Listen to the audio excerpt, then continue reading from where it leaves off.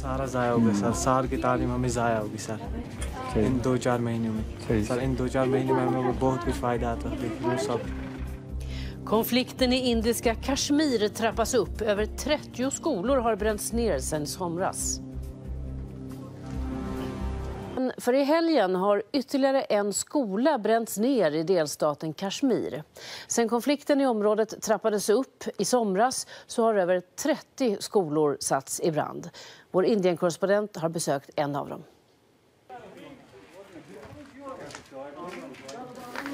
Madam, this was our kitchen shed. This was my office room, which got partially damaged. I was very much upset. It is not good for the students, coming generations. Under den nästan 70 år långa konflikten i Kashmir har aldrig tidigare skolor attackerats. De här elevernas skola har redan utsatts för 2 brandförsök.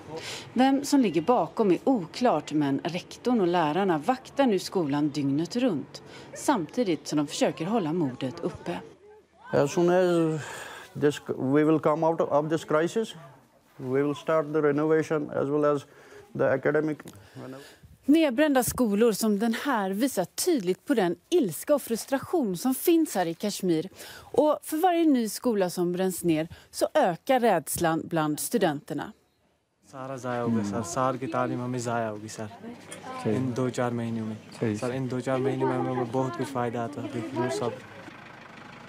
Separatisternas kamp för ett självständigt Kashmir har gjort att skolorna har varit stängda i flera månader.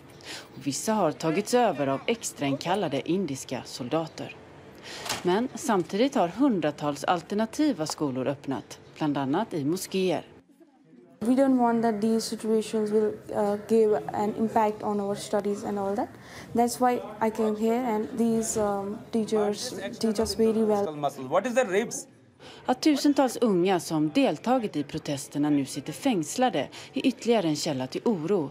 Då många fruktar att de kommer att radikaliseras när de missar sin utbildning.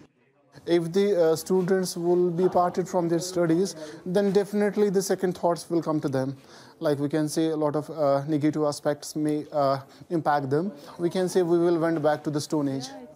Att ha en skola att gå till ger både rutiner och sammanhang, och studenterna försöker uppnå sina drömmar trots undantagstillstånd och oroligheter. I want to be a journalist, and this is because I want to expose the evils and crimes in the society, and I want to help out. It's a democratic country and I can speak out.